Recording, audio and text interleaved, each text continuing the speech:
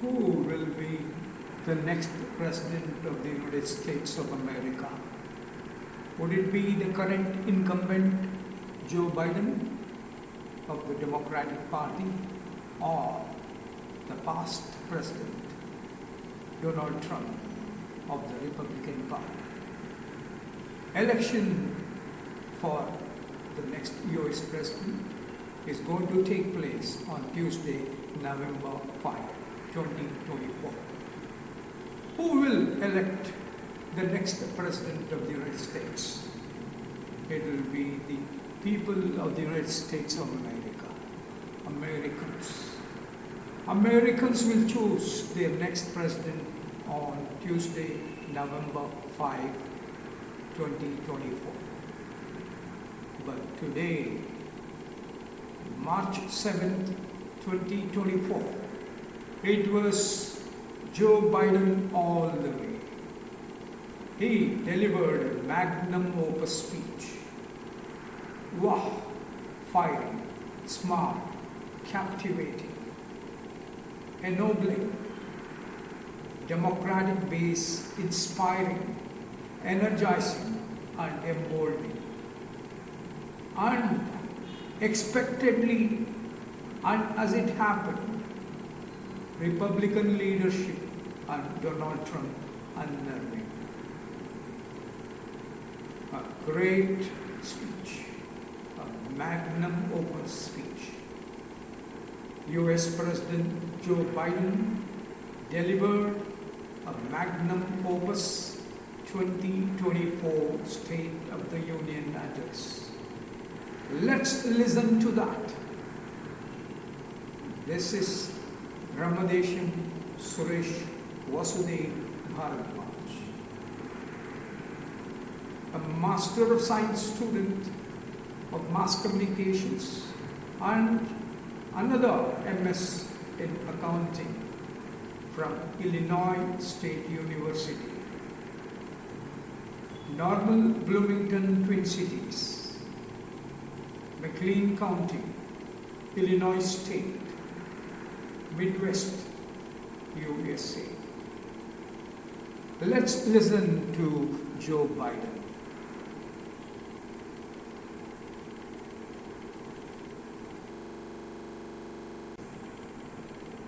Joe Biden, Kamala Harris administration. Thousands of people work in the West Wing, the East Wing, the Cabinet, and the Executive Office of the President. US President Joe Biden, US Vice President Kamala Harris, US First Lady Dr. Jill Biden,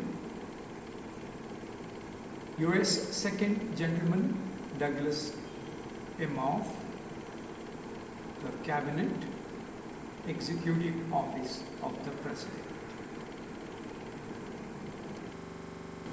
The members of Joe Biden's Cabinet: Kamala Harris, Vice President; Anthony Blinken, Secretary of State;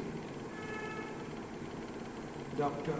Janet Yellen, Secretary of the Treasury;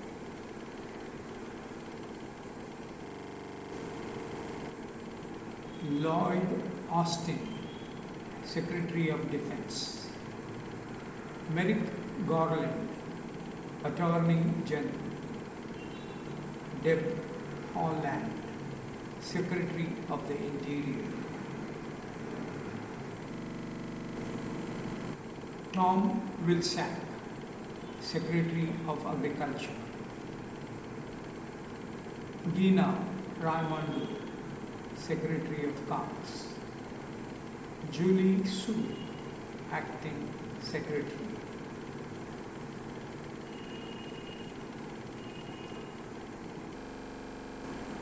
Xavier Becerra, Secretary of Health and Human Services; Marcia Fudge, Secretary of Housing and Urban Development;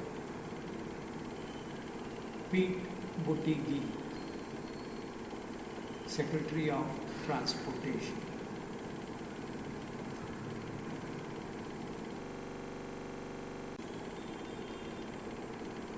Jennifer Granholm, Secretary of Energy.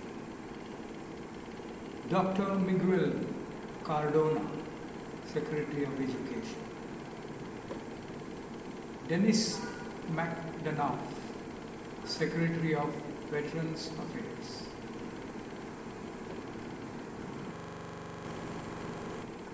Alejandro Mayorkas, Secretary of Homeland Security. Michael Regan, Administrator of the Environmental Protection Agency. Avril Haines, Director of National Intelligence.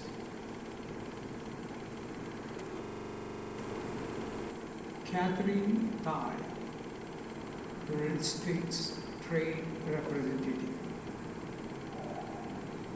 Linda Thomas Greenfield, United States Ambassador to the United Nations. Jared Bernstein, Chair of the Council of Economic Advisors. Isabel Guzman, Administrator of the Small Business Administration. Shalanda Ing, Director of the Office of Management and Budget.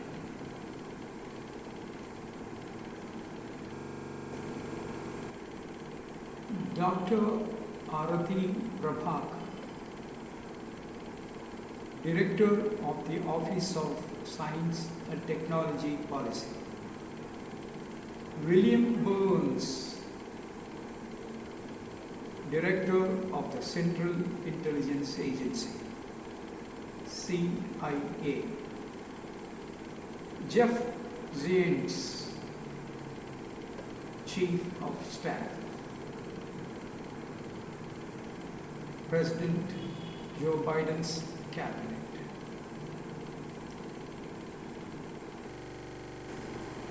Joe Biden's State of the Union Address received rave reviews from the American media. New York Times said a forceful Biden takes on Trump and his own doubters.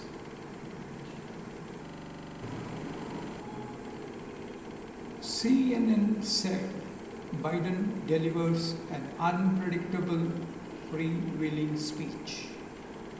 State of the Union speeches are often state affairs with predictable lists of policies and proposals. That was not the case Thursday, March 7th, 2024, as Joe Biden frequently veered off script to ad-lib lines and parlay with Republicans. The result was the most raucous State of the Union in years, with the House chamber brimming with election year friction. CNN said Joe Biden shows up energetic and forceful. The president came out fired up and gave an energetic speech that was a far cry from some of his more subdued efforts that have concerned supporters. He delivered much of the speech at high volume.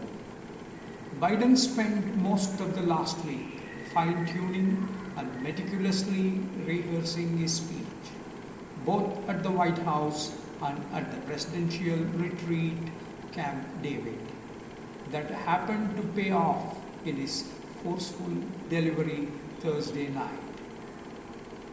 When you get to be my age, certain things become clearer than ever, Biden said in his speech to some laughs. He went on, the issue facing our nation isn't how old we are, it is how old our ideas are. Adding later, we can't lead with ancient ideas.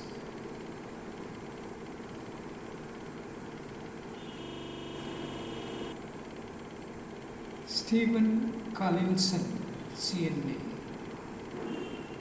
in his analysis, he said, Biden projects a vision of strength that's been missing from his presidency, but will be needed in 2024 campaign.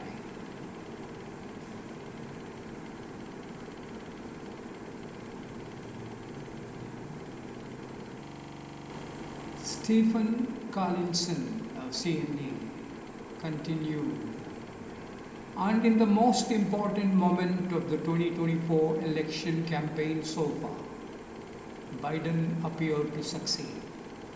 He projected vigor and forcefulness. His voice, which has seemed reedy at times, was sonorant.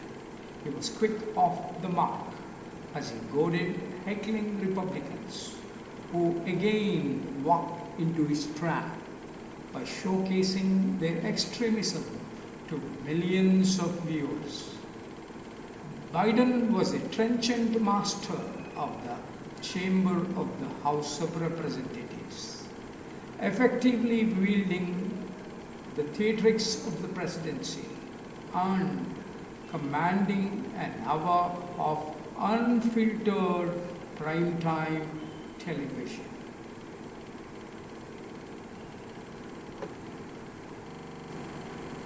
George Petras and Javier Zarakina of USA Today.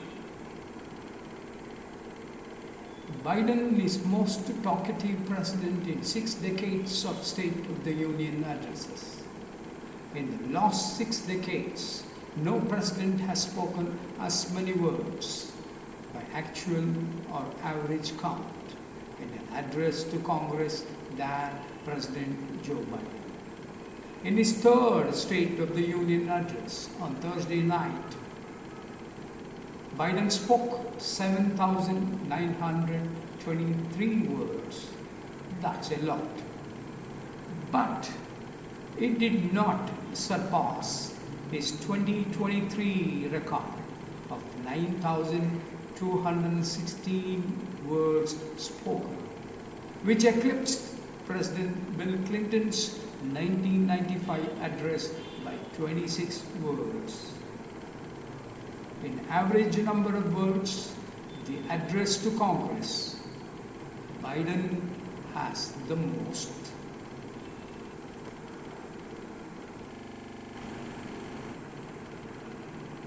Michael D. Shear,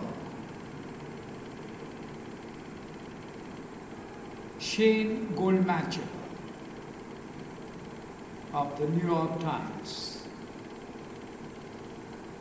Verbal swings at Donald Trump, though not by name, are spirited back and forth with GOP lawmakers and a loud and feisty delivery. President Biden delivered an energetic and impassioned speech that was as much a campaign kickoff as it was a State of the Union, leveraging what is expected to be one of his largest audiences of the year to make a forceful case that he was fit enough for another 4 years. This was not a typical State of the Union. The speeches are often a laundry list of accomplishments and an equally long set of promises. Instead, this was Mr. Biden's framing the year, just as his White House and Wilmington-based advisors warned, as a stark choice between 2 candidates. Joe Biden of the Democratic Party and Donald Trump of the Republican Party. They are going to face each other on Tuesday, November 5, 2024. Who will be the next President of the United States of America? American people will decide as they have always done.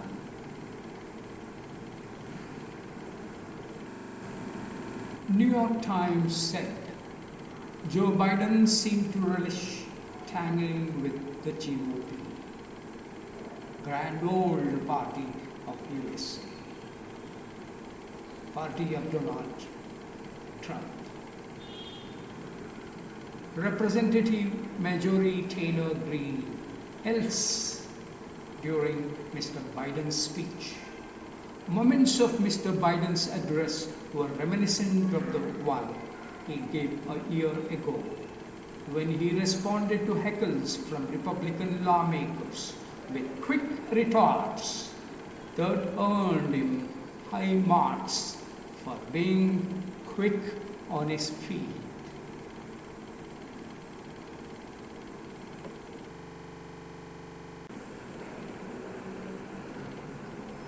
Today is March 7, 2024. US congressmen, congresswomen, senators eagerly waiting for US President Joe Biden to arrive and give his State of the Union address. This is Ramadesh Suresh Vasudev.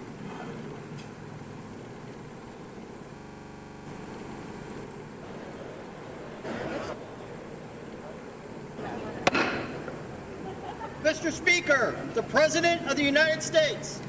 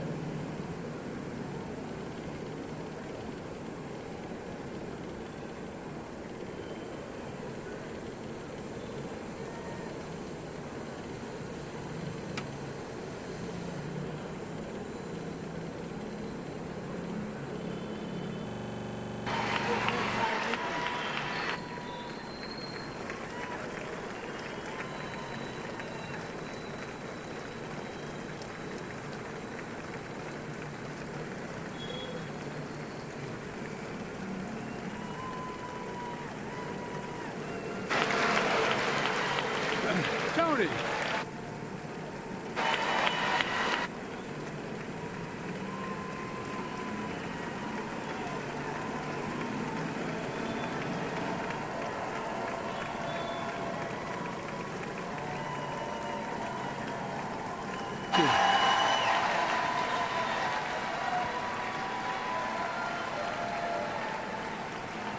Jill.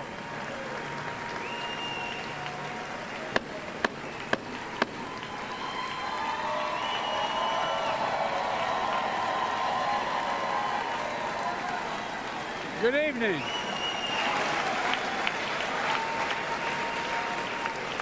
Good evening. If I were smart, I'd go home now.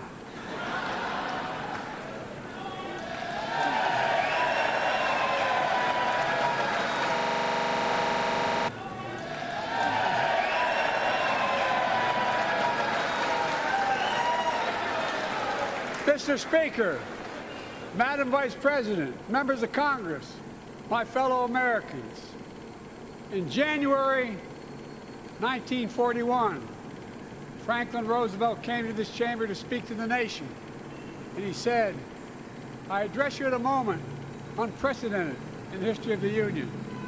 Hitler was on the march. War was raging in Europe. President Roosevelt's purpose was to wake up Congress and alert the American people that this was no ordinary time. Freedom and democracy were under assault in the world. Tonight, I come to this same chamber to address the nation. Now, it's we who face an unprecedented moment in the history of the Union. And yes, my purpose tonight is to wake up the Congress and alert the American people that this is no ordinary moment either. Not since President Lincoln and the Civil War have freedom and democracy been under assault at home as they are today.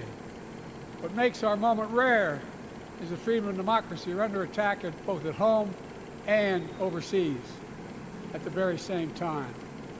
Overseas, Putin of Russia is on the march, invading Ukraine and sowing chaos throughout Europe and beyond. If anybody in this room thinks Putin will stop at Ukraine, I assure you he will not.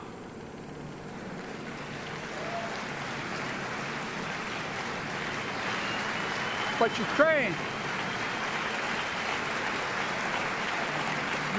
can stop Putin. Ukraine can stop Putin if we stand with Ukraine and provide the weapons that it needs to defend itself.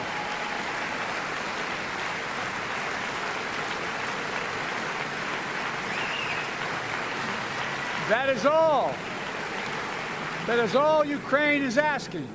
They're not asking for American soldiers. In fact, there are no American soldiers in war in Ukraine, and I'm determined to keep it that way. But now, assistance to Ukraine is being blocked by those who want to walk away from our world leadership. It wasn't long ago when a Republican president named Ronald Reagan thundered, "Mr. Gorbachev, tear down this wall." Now,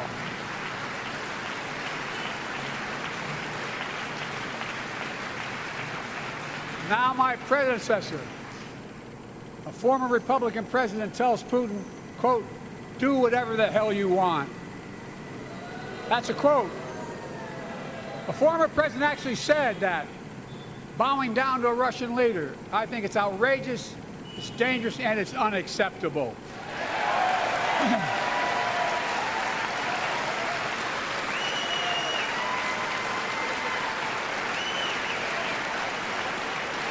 America is a founding member of NATO, the military alliance of democratic nations, created after World War II to prevent war and keep the peace. And today, we've made NATO stronger than ever. We welcomed Finland to the alliance last year. And just this morning, Sweden officially joined, and their minister is here tonight. I'm going to stand up. Welcome. Welcome, welcome, welcome.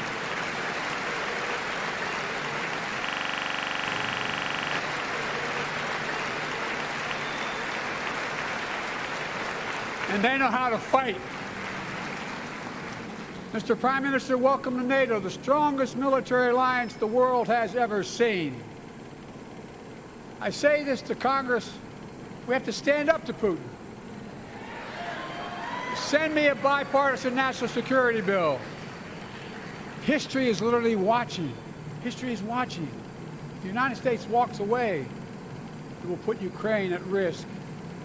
Europe is at risk.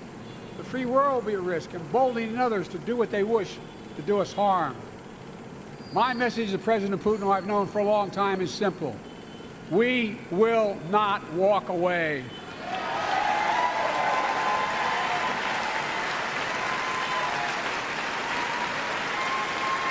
We will not bow down.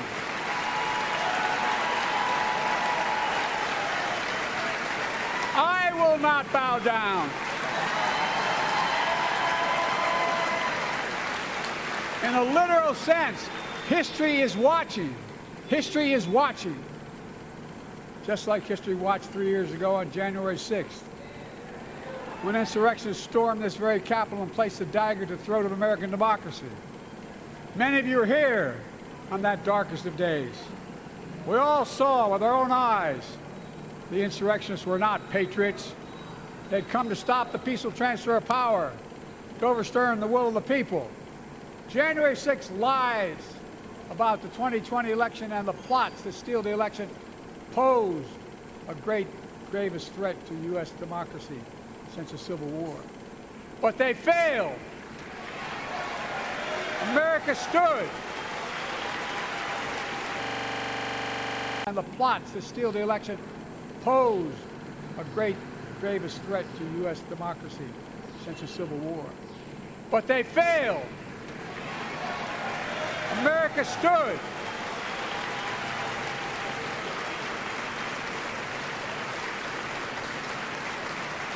America stood strong, and democracy prevailed. We must be honest. The threat to democracy must be defended. My predecessor and some of you here seek to bury the truth about January 6th. I will not do that.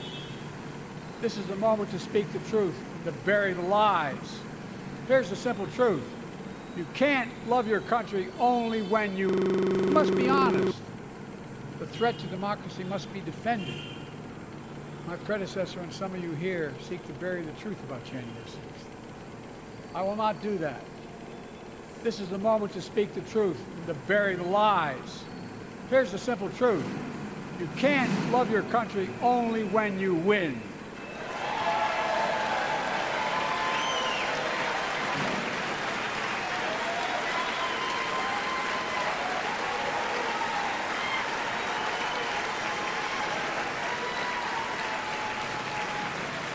As I've done ever since being elected to office, I ask all of you without regard to party to join together and defend democracy. Remember your oath of office of defending against all threats, foreign and domestic. Respect free and fair elections, restore trust in our institutions, and make clear political violence has absolutely no place. Political violence has absolutely no place in America, zero place. Again, it's not hyperbole to suggest history is watching. We're watching. Your children and grandchildren will read about this day and what we do. History is watching another assault on freedom.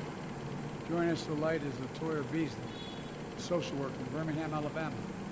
14 months ago, she and her husband welcomed a baby girl thanks to the miracle of IVF. She scheduled treatments to have that second child. The Alabama Supreme Court shut down IVF treatments across the state, unleashed by a Supreme Court decision overturning Roe v. Wade. She was told her dream would have to wait. What her family had got through should never have happened. Unless Congress acts, it could happen again. So tonight, let's stand up for families like hers. To my friends across the aisle, don't keep this waiting any longer. Guarantee the right to AVF. Guarantee it nationwide.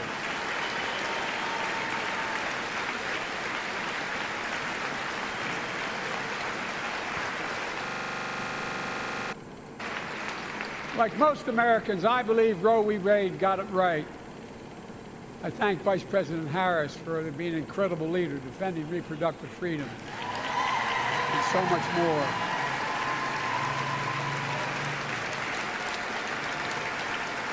Thank you. My predecessor came to office determined to see Roe v. Wade overturned. He's the reason it was overturned, and he brags about it. Look at the chaos that has resulted. Joining us tonight is Kate Cox, the wife and mother from Dallas. She's become pregnant again and had a fetus with a fatal condition. Her doctor told Kate that her own life and her ability to have children in the future were at risk if she didn't act.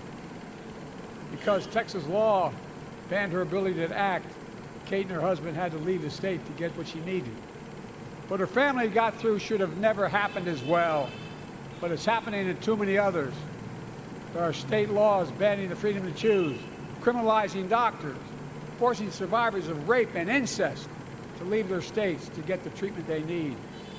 Many of you in this chamber and my predecessor are promising to pass a national ban on reproductive freedom. My God, what freedom else would you take away? Look, it's a decision to overturn Roe v. Wade. The Supreme Court majority wrote the following. With all due respect, Justices, women are not without electoral power. Electoral or political power.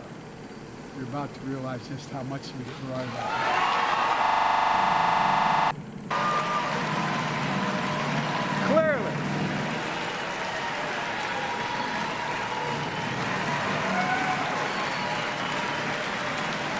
Clearly, those bragging about overturning Roe v. Wade have no clue about the power of women. But they found out when reproductive freedom was on the ballot. We won in 2022 and 2020, and we'll win again in 2020.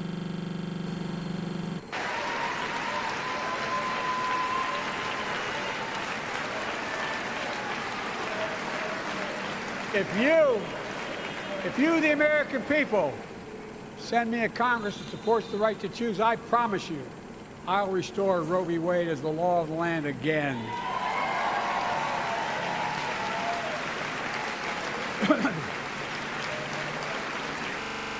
If you, the American people, send me a Congress that supports the right to choose, I promise you, I'll restore Roe v. Wade as the law of the land again.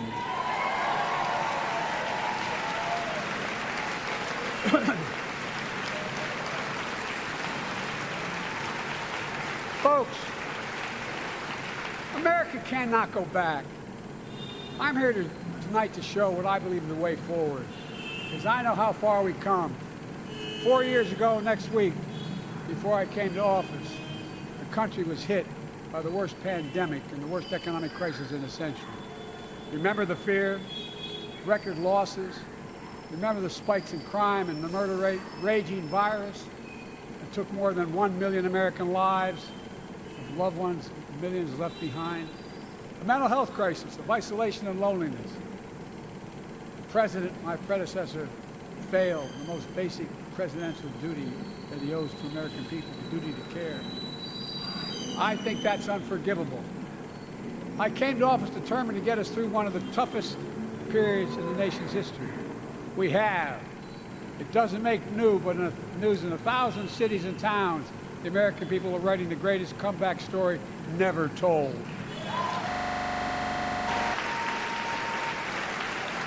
So let's tell the story here. Tell it here and now. America's comeback is building the future of American possibilities, building an economy from the middle out and the bottom up, not the top down. Investing in all America, in all Americans, to make sure everyone has a fair shot. We leave no one behind. The pandemic no longer controls our lives. The vaccine that saved us from COVID are now being used to beat cancer, turning setback into comeback. That's what America does. That's what... Folks, my inherited economy is on the brink. Now our economy is literally the envy of the world. 15 million new jobs in just 3 years, a record, a record. Unemployment at 50-year lows. Record 16 million Americans are starting small businesses, and each one is a literal act of hope. With historic job growth and small business growth for Black and Hispanics and Asian Americans, 800,000 new manufacturing jobs in America and counting. Where is it written we can't be the manufacturing capital of the world? We are. Where is it written we can't be the manufacturing capital of the world? We are. We will. More people have health insurance today. More people have health insurance today than ever before. The racial wealth gap is as small as it's been in 20 years. Wages keep going up, inflation keeps coming down. Inflation has dropped from 9% to 3%, the lowest in the world, and tending lower. The landing is and will be soft. And now, instead of importing foreign products and exporting American jobs, we're exporting American products and creating American jobs. Right here in America, where they belong.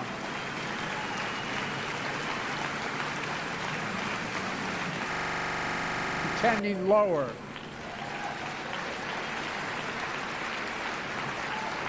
The landing is and will be soft. And now, instead of importing foreign products and exporting American jobs, we're exporting American products and creating American jobs. Right here in America, where they belong.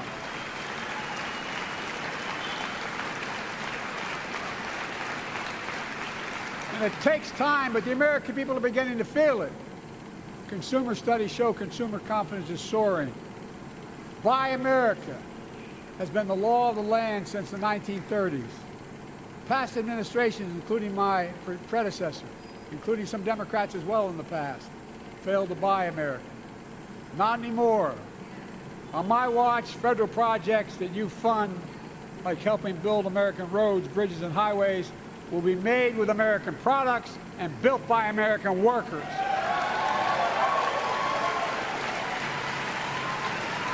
Creating good-paying American jobs.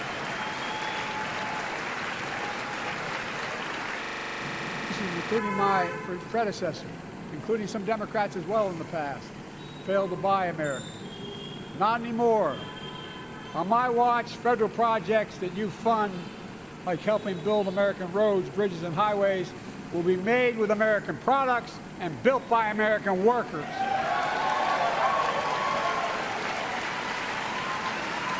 Creating good-paying American jobs.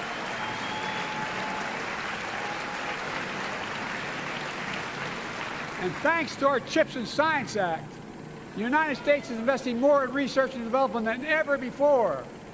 During the pandemic, a shortage of semiconductors, chips, that drove up the price of everything from cell phones to automobiles. And by the way, we invented those chips right here in America.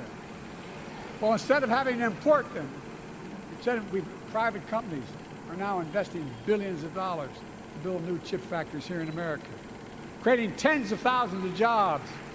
Many of those jobs paying $100,000 a year and don't require a college degree.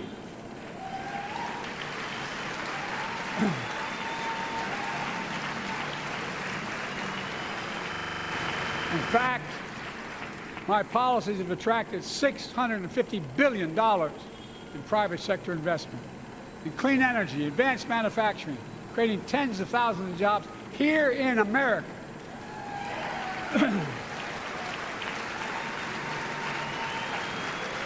And thanks to our bipartisan infrastructure law, 46,000 new projects have been announced all across your communities. And by the way, I noticed some of you strongly voted against it. They're cheering on that money coming in. I like it. I'm with you. I'm with you. And if any of you don't want that money in your district, just let me know. Modernizing our roads and bridges, ports and airports, public transit systems. Removing poisonous lead pipes so every child can drink clean water without risk of brain damage.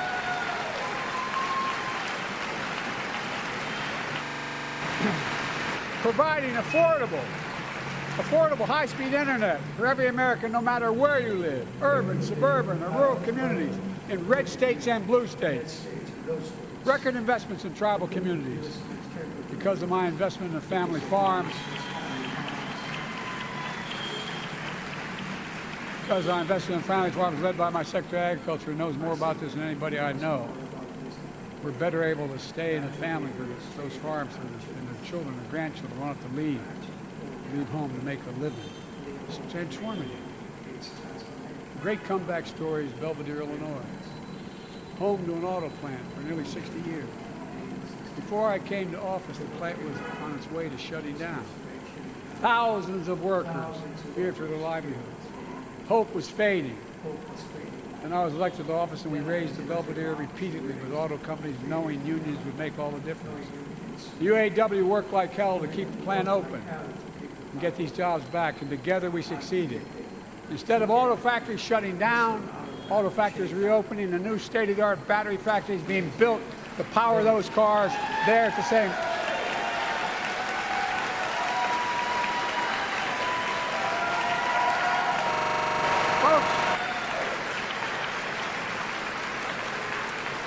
Folks of Belvedere, I say, instead of your town being left behind, your community is moving forward again. Because instead of watching auto jobs in the future go overseas, 4,000 union jobs with higher wages are building the future in Belvedere right here in America.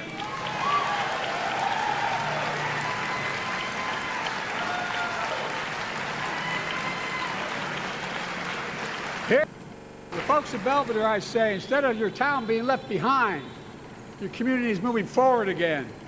Because instead of watching auto jobs in the future go overseas, 4,000 union jobs with higher wages are building the future in Belvedere right here in America.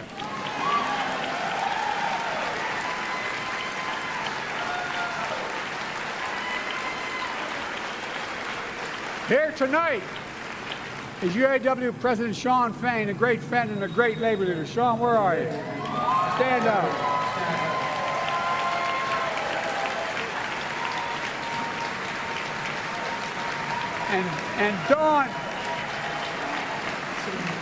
And Dawn Sims, a third-generation worker, UAW worker at Belvedere.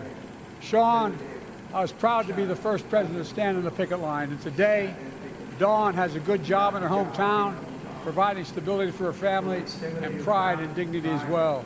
Showing once again, Wall Street didn't build America. They're not bad guys. They didn't build it, though.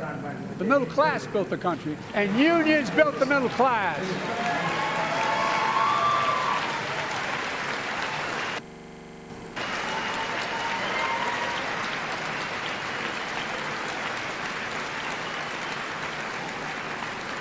I say to the American people, when America gets knocked down, we get back up. We keep going. That's America.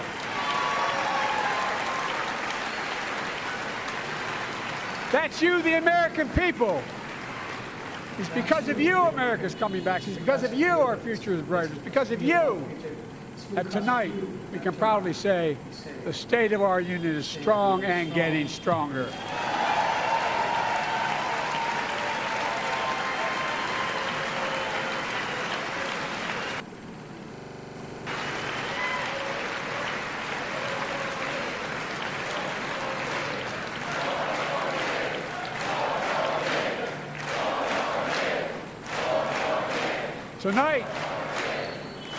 Tonight, I want to talk about the future of possibilities that we can build together.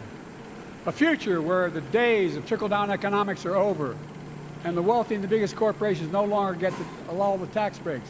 And by the way, I understand corporations. I come from a state that has more corporations invested than every one of your states in the United States combined. And I represented it for 36 years. I'm not anti-corporation, but I grew up in a home where trickle-down economics didn't put much on my dad's kitchen table. That's why I determined to turn things around so middle class does well. When they do well, the poor go way up and the wealthy still do very well. We all do well.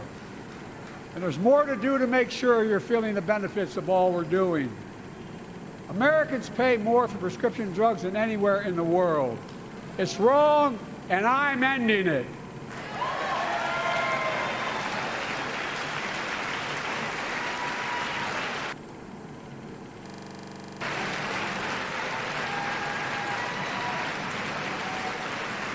With the law that I proposed and signed, not one of you Republican buddies voted for it. We finally beat Big Pharma. Instead of paying $400 a month or thereabouts for insulin with diabetes, and it only costs $10 to make, they only get paid $35 a month now and still make a healthy profit. And I But what to do next? I want to cap the cost of insulin at $35 a month for every American who needs it. Everyone.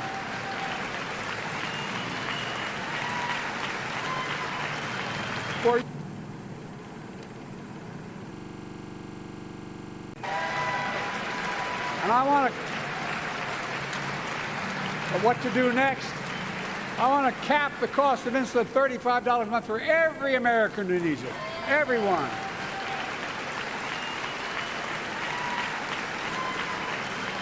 For years, people have talked about it, but finally we got it done. We gave Medicare the power to negotiate lower prices on prescription drugs, just like the VA is able to do for veterans.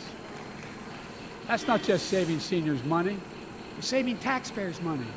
We cut the federal deficit by $160 billion. Because Medicare will no longer have to pay those exorbitant prices to Big Pharma. This year, Medicare is negotiating lower prices for some of the costliest drugs on the market, that treat everything from heart disease to arthritis. It's now time to go further and give Medicare the power to negotiate lower prices for 500 different drugs over the next decade.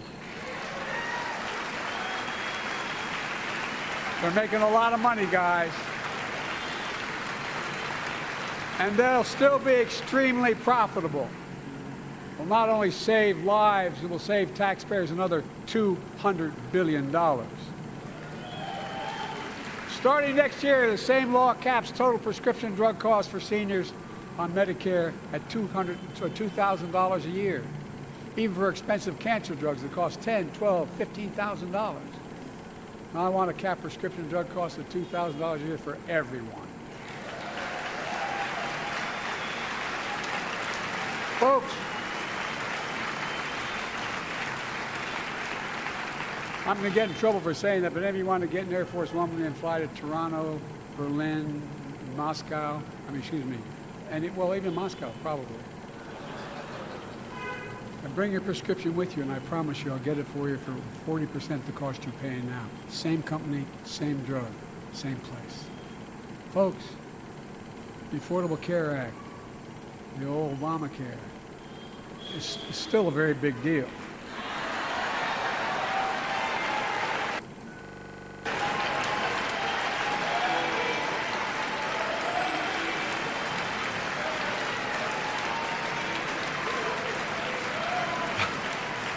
Over 100 million of you can no longer be denied health insurance because of pre-existing condition. Well, my predecessor, many in this chamber, want to take this prescription drug away by repealing the Affordable Care Act. I'm not going to let that happen. We stopped you 50 times before, and we'll stop you again. In fact, I'm not only protecting it, I'm expanding it.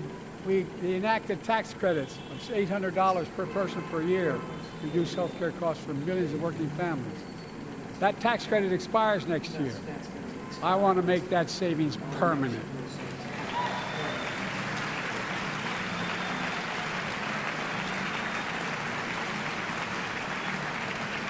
To state the obvious, women are more than half our population. But research on women's health has always been underfunded. That's why we're launching the first ever White House initiative on women's health research, led by Jill, doing an incredible job as First Lady.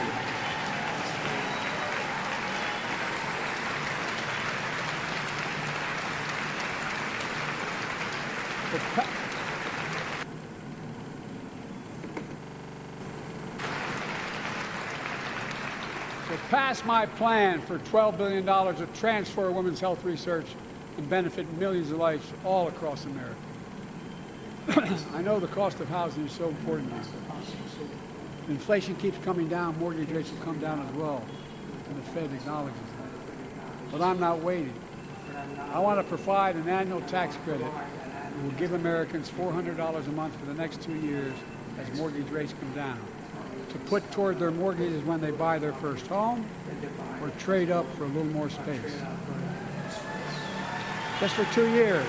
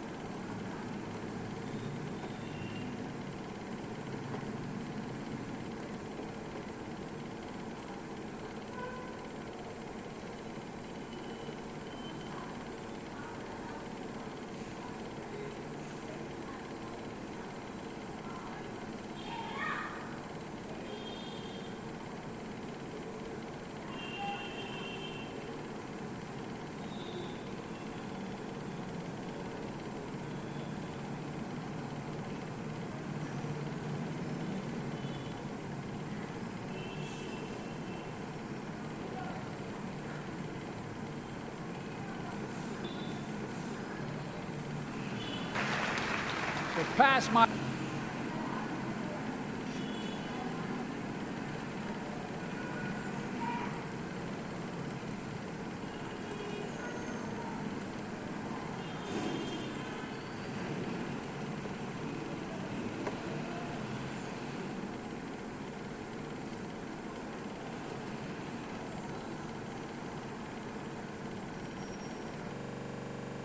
plan for $12 billion to transfer women's health research and benefit millions of lives all across America. I know the cost of housing is so important to you. If inflation keeps coming down, mortgage rates will come down as well, and the Fed acknowledges that. But I'm not waiting. I want to provide an annual tax credit that will give Americans $400 a month for the next 2 years as mortgage rates come down, to put toward their mortgages when they buy their first home, or trade up for a little more space. Just for 2 years.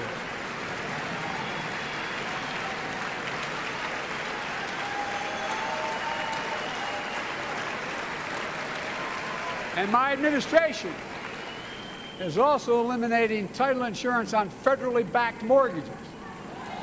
When you refinance your home, you can save $1,000 or more as a consequence. For millions of renters, we're cracking down on big landlords who use antitrust law, who break antitrust laws by price fixing and driving up rents. We've cut red tape so builders can get federally financing, which is already helping build a record 1.7 million new housing units nationwide. Now pass and build and renovate 2 million affordable homes and bring those rents down.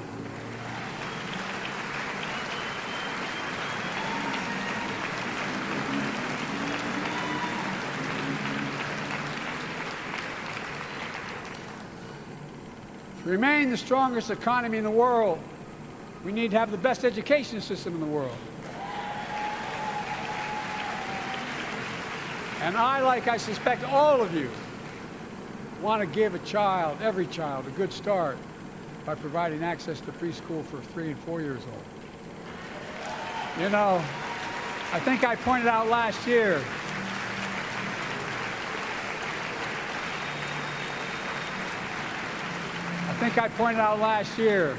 that children coming from broken homes where there's no books, and not read to, not spoken to very often, start school, kindergarten, or first grade, having heard 1 million fewer words spoken. Well, studies show that children who go to preschool are nearly 50% more likely to finish high school, go on to earn a 2- and 4-year degree, no matter what their background is.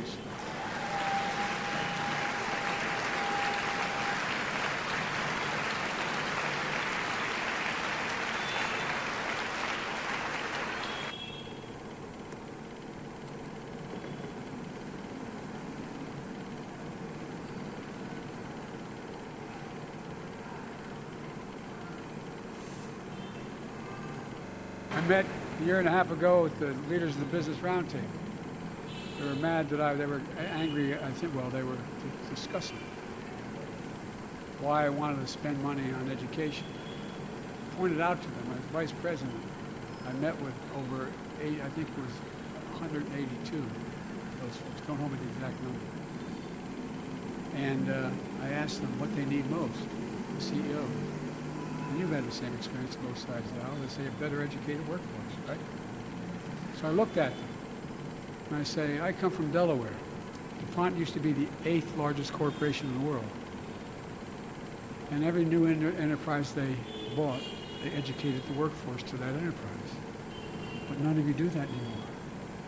Why are you angry with me providing you the opportunity for the best educated workforce in the world? And they all looked at me and said, I think you're right. I want to expand high-quality tutoring and summer learning to see that every child learns to read by 3rd grade.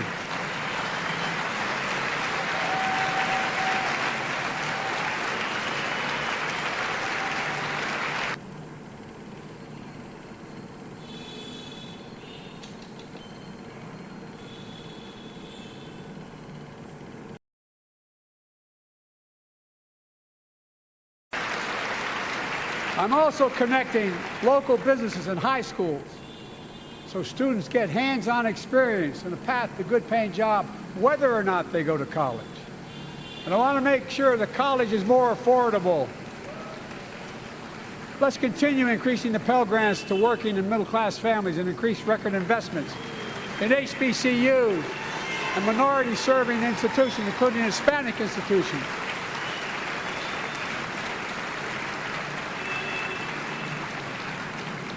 When I was told I couldn't universally just change the way in which we dealt with student loans, I fixed 2 student loan programs that already existed to reduce the burden of student debt for nearly 4 million Americans, including nurses, firefighters, and others in public service.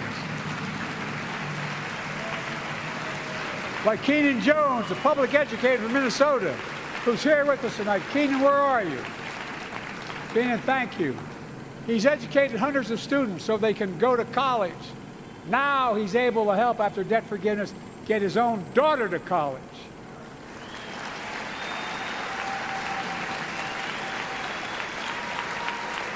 And folks, look, such relief is good for the economy because folks are now able to buy a home, start a business, start a family. While we're at it, I want to give public school teachers a raise.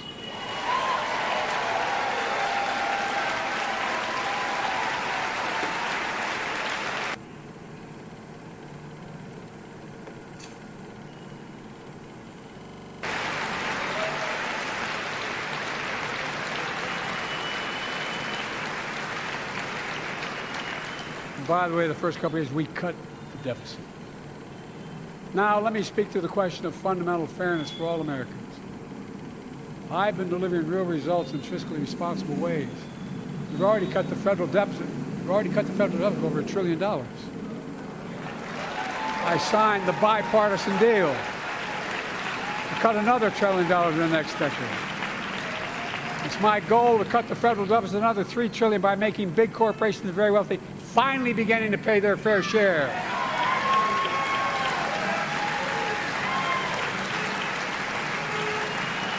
Look, I'm a capitalist. If you want to make or can make $1 million or millions of bucks, that's great. Just pay your fair share in taxes. A fair tax code is how we invest things to make this country great. Healthcare, education, defense, and so much more. But here's the deal. The last administration enacted a $2 trillion tax cut. Overwhelmingly benefit the top 1%, the very wealthy, the biggest corporations, and exploded the federal deficit. They added more to the national debt than any presidential term in American history. Check the numbers. Folks at home, does anybody really think the tax code is fair?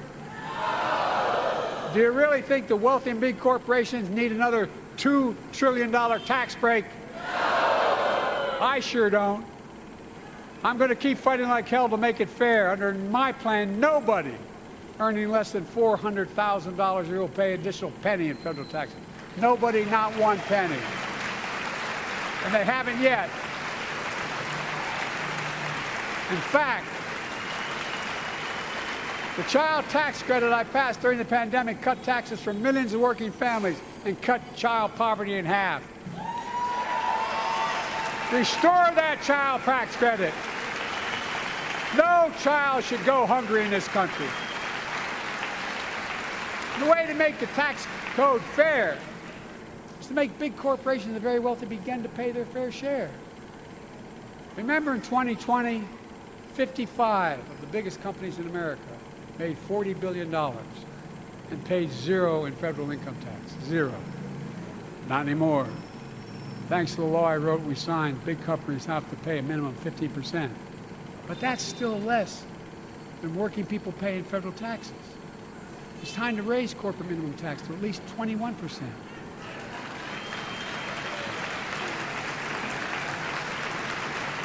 So every big corporation finally begins to pay their fair share. I also want to end tax breaks for big pharma, big oil, private jets, massive executive pay when it's only supposed to be $1 million that could be deducted. They can pay them $20 million if they want, but deduct $1 million. End it now. You know, there are 1,000 billionaires in America. You know what the average federal tax is for those billionaires? No. They're making great sacrifices, 8.2%. That's far less than the vast majority of Americans pay. No billionaire should pay a lower federal tax rate than a teacher, a sanitation worker, or a nurse.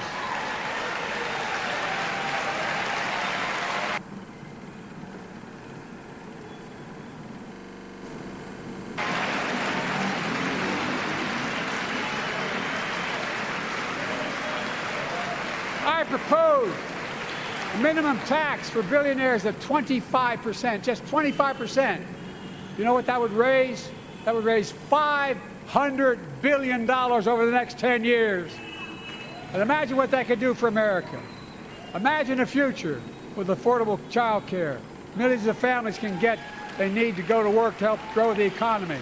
Imagine a future with paid leave, because no one should have to choose between working and taking care of their sick family member. Imagine the future of home care and elder care, and people living with disabilities so they can stay in their homes and family caregivers can finally get the pay they deserve. Tonight, let's all agree once again to stand up for seniors. Many of my friends on the other side of the aisle want to put Social Security on the chopping block. If anyone here tries to cut Social Security or Medicare or raise the retirement age, I will stop you.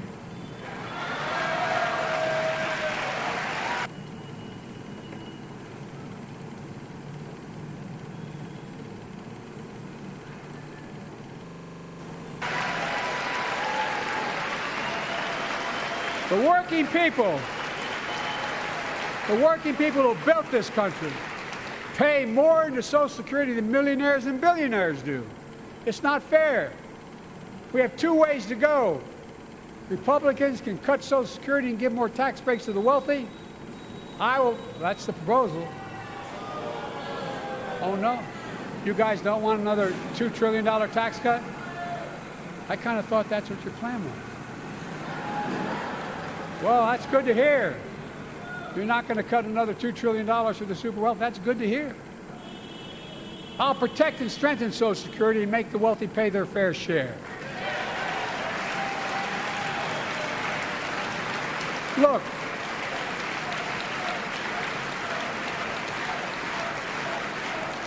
too many corporations raise prices to pad their profits, charging more and more for less and less. That's why we're cracking down on corporations that engage in price gouging and deceptive pricing, from food to healthcare to housing. In fact, the snack companies think you won't notice if they change the size of the bag and put a hell of a lot fewer, same size bag, put fewer chips in it. No, I'm not joking. It's called shrinkflation.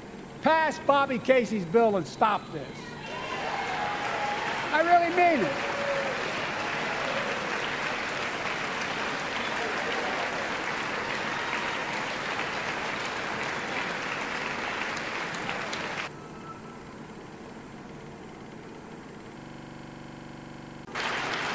This bill would save lives and bring order to the border.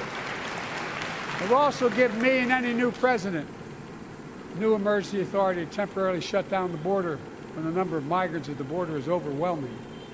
The Border Patrol Union has endorsed this bill. The Federal Chamber of Commerce is, yeah. You're saying low. Look at the facts. I know you know how to read.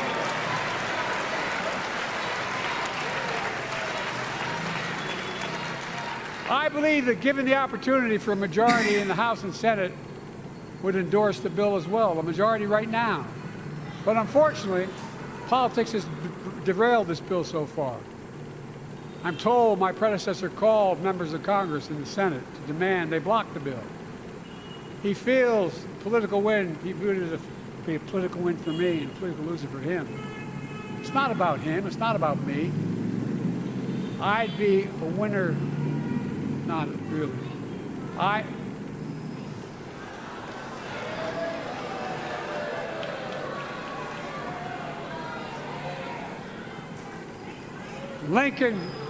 Lincoln Riley, an innocent young woman who was killed by an illegal.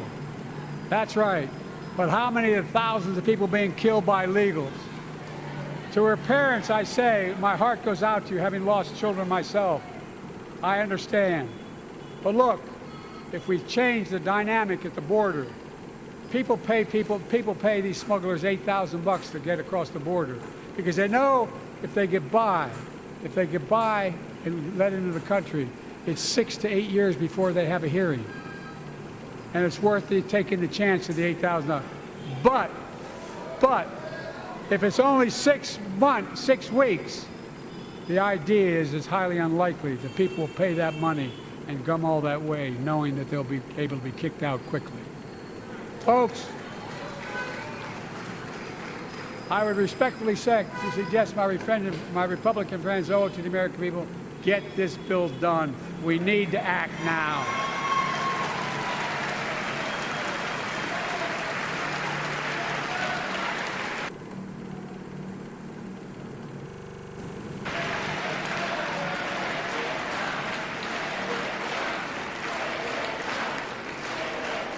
And if my predecessor is watching, instead of paying politics and pressuring members of Congress to block the bill, join me in telling the Congress to pass it. We can do it together. But that's what here's what he will not do. I will not demonize immigrants saying they are poison in the blood of our country. I will not separate families. I will not ban people because of their faith. Unlike my predecessor on my first day in office, I introduced a comprehensive bill to fix our immigration system. Take a look at it. It has all these and more. Secure the border. Provide a pathway to citizenship for dreamers. And so much more. But unlike my predecessor, I know who we are as Americans. We're the only nation in the world with a heart and soul that draws from old and new. Home to Native Americans, whose ancestors have been here for thousands of years. Home to people of from every place on earth. They came freely. Some came in chains. Some came when famine struck, like my ancestral family in Ireland. Some to flee persecution, to chase dreams that are impossible anywhere but here in America. That's America. And we all come from somewhere, but we're all Americans.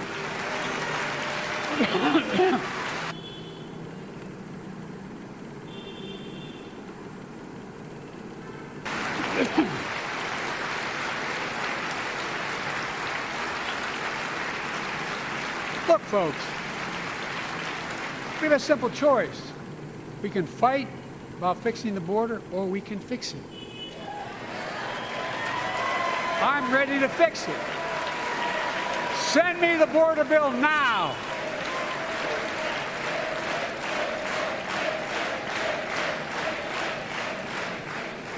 A transformational moment in history happened 59 years ago today in Selma, Alabama. Hundreds of foot soldiers for justice marched across the Edmund Pettus Bridge, named after the Grand Dragon of the Ku Klux Klan, to claim their fundamental right to vote. They were beaten, they were bloody, and left for dead. Our late friend and former colleague, John Lewis, was on that march. We miss him.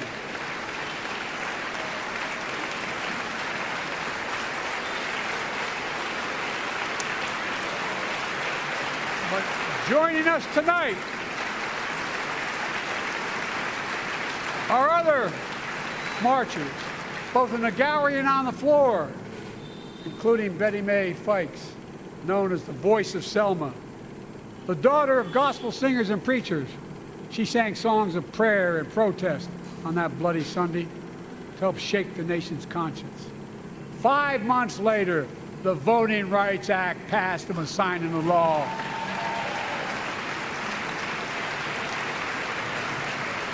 Thank you. Thank you, thank you, thank you.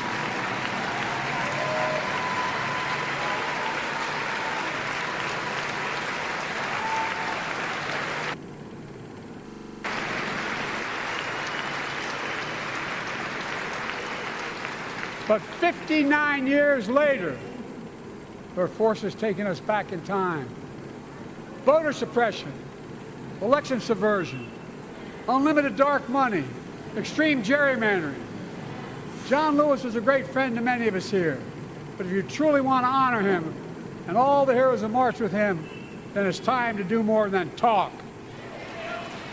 Pass the Freedom to Vote Act, the John Lewis Voting Right Act.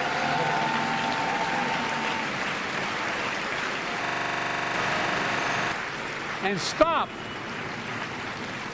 denying another core value of America, our diversity across American life.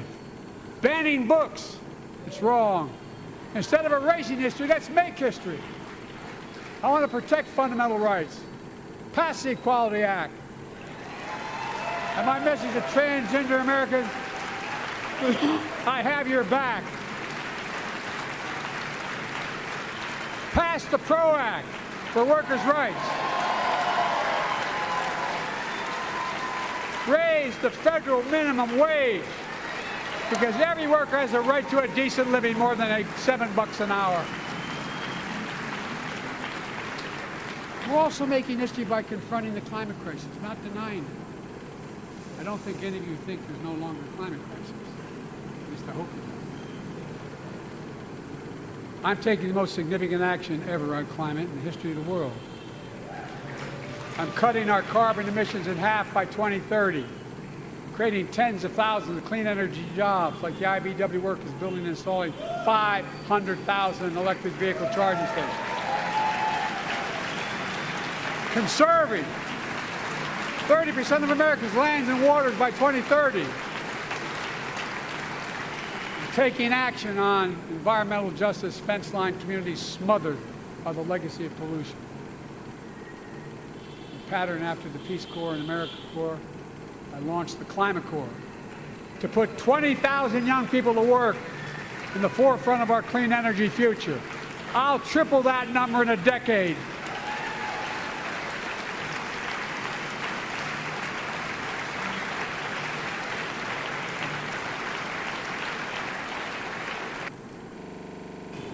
To state the obvious, all Americans deserve the freedom to be safe. And America is safer today than when I took office. The year before I took office, murder rates went up 30%. 30% they went up. The biggest increase in history. It was then, through my American Rescue Plan, which every American voted against, I might add, we made the largest investment in public safety ever. Last year, the murder rate saw the sharpest decrease in history. Violent crime fell to one of its lowest levels in more than 50 years. But we have more to do. We have to help cities invest in more community police officers, more mental health workers, more community violence intervention. Give communities the tool to crack down on gun crime, retail crime, and carjacking.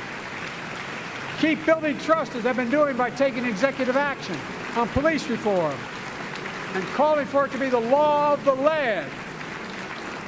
Directing my cabinet to review the federal classification of marijuana and expunging thousands of convictions for the mere possession, because no one should be jailed for simply using or have it on their record.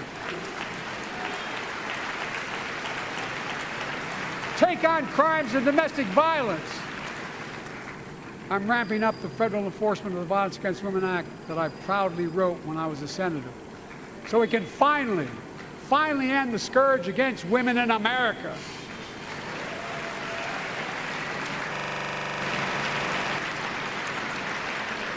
There are other kinds of violence I want to stop.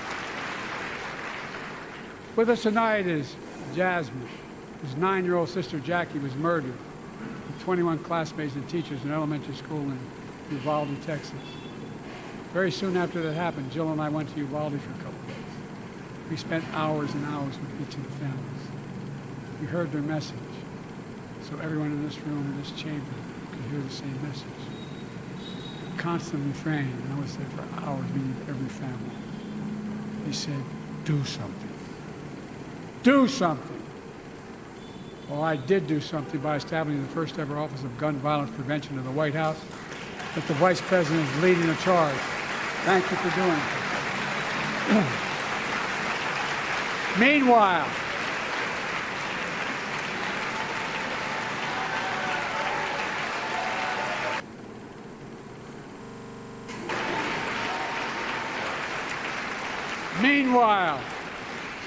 my predecessor told the NRA he's proud he did nothing on guns when he was president. After another shooting in Iowa recently, he said, when asked what to do about it, he said, just get over it. There's his quote, just get over it. I say, stop it. Stop it, stop it, stop it.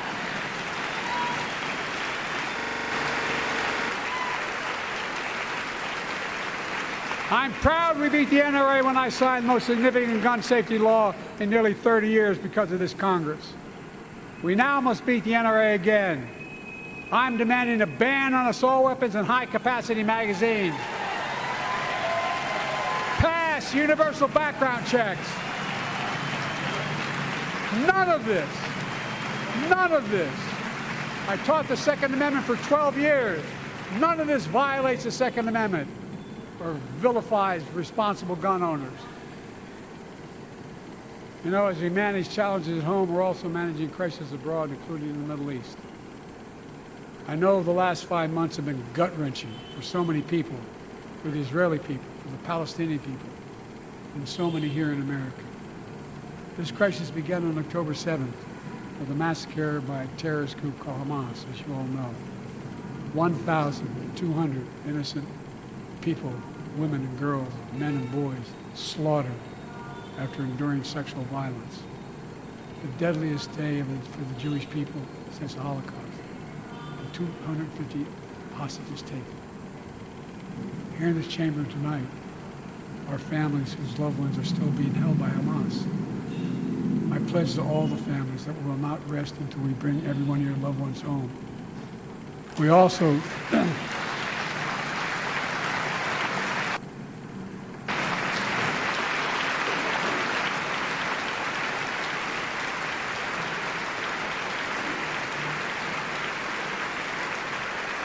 We will also work around the clock to bring home Evan and Paul, Americans being unjustly detained by the Russians and others around the world. Israel has the right to go after Hamas. Hamas ended this conflict by releasing hostages, laying down arms, could end it by releasing the hostages, laying down arms, and surrendering those responsible for October 7th. But Israel has Israel has an added burden as Hamas hides and operates among the civilian population like cowards, under hospitals, daycare centers, and all the like. Israel also has a fundamental responsibility, though, to protect innocent civilians in Gaza.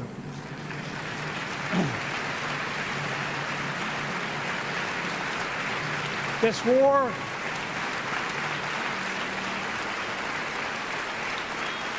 has taken a greater toll on innocent civilians than all previous wars in Gaza combined. More than 30,000 Palestinians have been killed, most of whom are not Hamas. Thousands and thousands of innocent women and children, girls and boys, also orphaned. Nearly 2 million more Palestinians under bombardment or displacement. Homes destroyed, neighborhoods in rubble, cities in ruin. Families without food, water, medicine. It's heartbreaking. I've been working nonstop to establish an immediate ceasefire that would last for 6 weeks to get all the prisoners released, all the hostages released, to get the hostages home and ease the intolerable and humanitarian crisis and build toward an enduring, something more enduring. The United States has been leading international efforts to get more humanitarian assistance to Gaza. Tonight, I'm directing the U.S. military to lead an emergency mission to establish a temporary pier in the Mediterranean on the coast of Gaza that can receive large shipments carrying food, water, medicine, and temporary shelters. No U.S. boots will be on the ground. A temporary pier will enable a massive increase in the amount of humanitarian assistance getting into Gaza every day.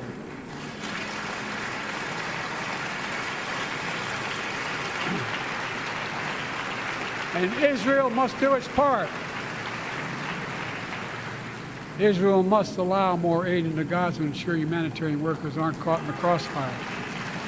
They're announcing they're going to have a crossing in northern Gaza. To the leadership of Israel, I say this: humanitarian assistance cannot be a secondary consideration or a bargaining chip. Protecting and saving innocent lives has to be priority. As we look to the future, the only real solution to the situation is a two-state solution over time.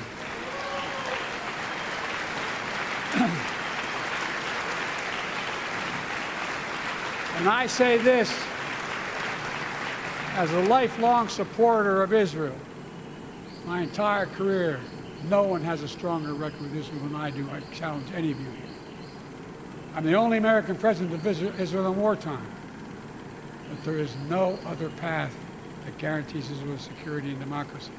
There is no other path that guarantees Palestinians can live in peace with peace and dignity. There's no other path that guarantees peace between Israel and all of its neighbors, including Saudi Arabia, with whom I'm talking.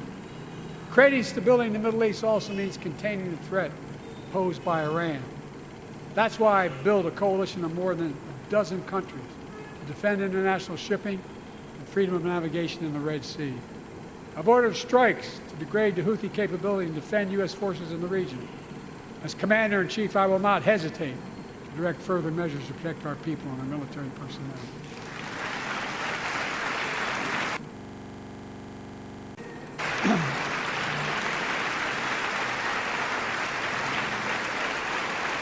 For years, I've heard many of my Republican and Democratic friends say that China is on the rise and America is falling behind. You've got it backwards. I've been saying it for over 4 years, even when I wasn't president. America's rising. We have the best economy in the world. And since I've come to office, our GDP is up, our trade deficit with China is down to the lowest point in over a decade. And we're standing up against China's unfair economic practices. We're standing up for peace and stability across the Taiwan Straits. I've revitalized our partnership and alliance in the Pacific. India, Australia, Japan, South Korea, Pacific Islands. I've made sure that the most advanced American technologies can't be used in China, not allowing to trade them there. Frankly, for all this tough talk on China, it never occurred to my predecessor to do any of that. I want competition with China, not conflict. And we're in a stronger position to win the conflict of the 21st century against China than anyone else, for that matter, than any time as well. Here at home, I've signed over 400 bipartisan bills. There's more to pass my unity agenda. Strengthen penalties on fentanyl trafficking. You don't want to do that, huh? Pass bipartisan privacy legislation to protect our children online. Harness the promise of AI to protect us from peril. Ban AI voice impersonations and more. And keep our truly sacred obligation to train and equip those we send into harm's way and care for them and their families when they come home and when they don't.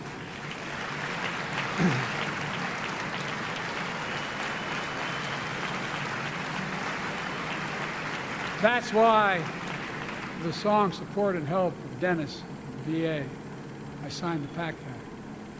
One of the most significant laws ever, helping millions of veterans exposed to toxins who now are battling more than 100 different cancers. Many of them don't come home, but we owe them and their families support.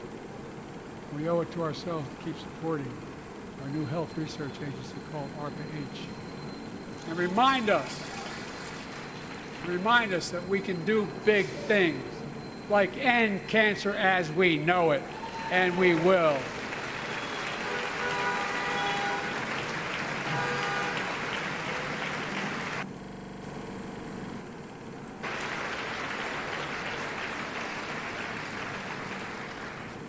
Let me close with this.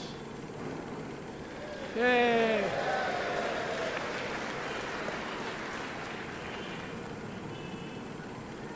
I know you don't want to hear any more, Lindsay, but I got to say a few more things. I know it may not look like it, but I've been around a while. When you get to be my age, certain things become clearer than ever. I know the American story. Again and again, I've seen the contest between competing forces in the battle for the soul of our nation. Between those who want to pull America back to the past and those who want to move America into the future.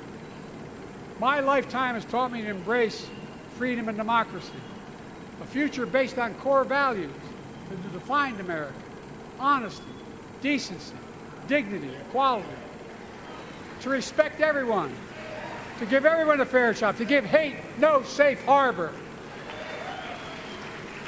Now, other people my age see it differently. The American story of resentment, revenge, and retribution, that's not me. I was born amid World War II, when America stood for the freedom of the world. I grew up in Scranton, Pennsylvania, and Claymont, Delaware, among working class people who built this country. I watched in horror as two of my heroes, like many of you did, Dr. King and Bobby Kennedy, were assassinated.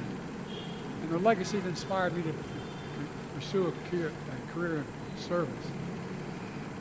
I left the law firm and became a public defender because my city of Wilmington was the only city in America occupied by the National Guard after Dr. King was assassinated because of the riots. And I became a county councilman almost by accident. I got elected to the United States Senate when I had no intention of running at age 29. Then vice president of our first black president. Now president to the first women vice president.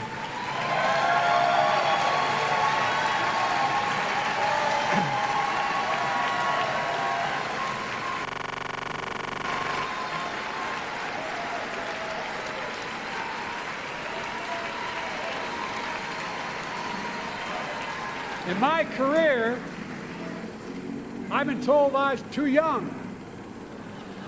By the way, they didn't let me on the Senate elevators for votes sometimes. Not a joke.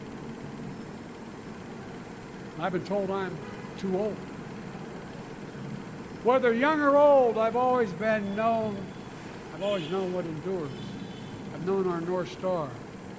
The very idea of America is that we're all created equal. It deserves to be treated equally throughout our lives.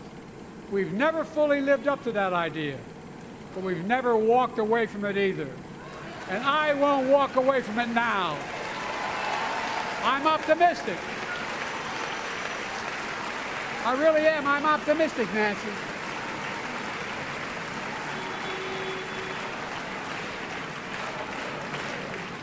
My fellow Americans,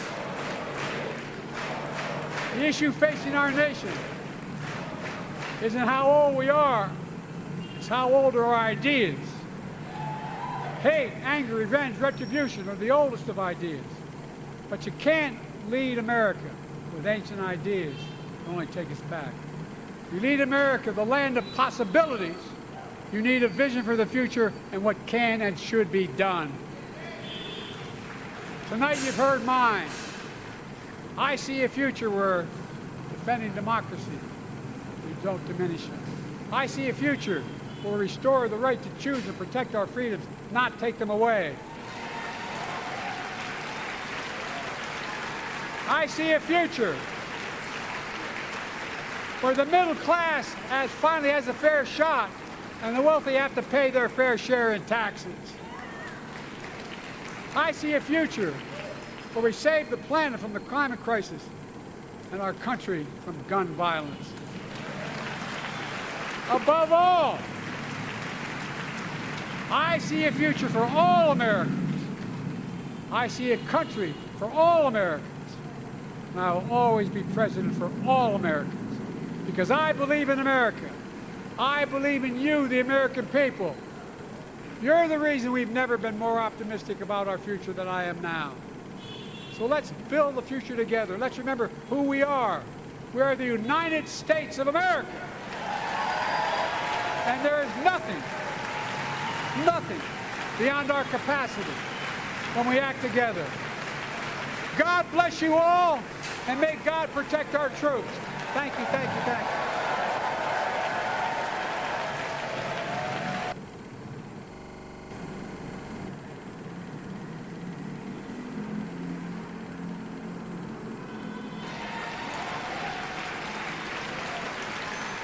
I see a future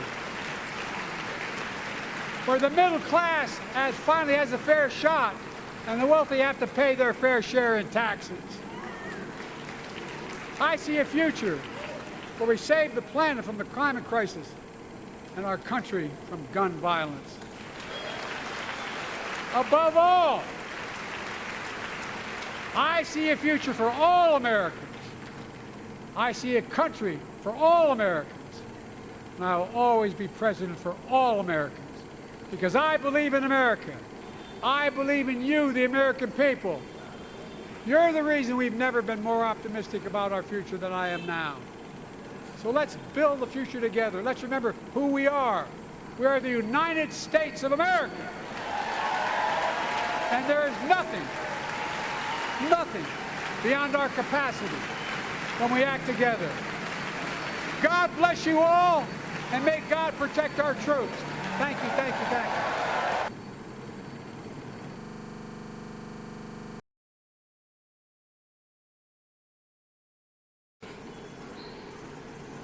This is Brahmadesham Suresh Vasudeva Bharat, a graduate from Illinois State University, Illinois, Midwest, United States of America. Thanks for watching. Please subscribe.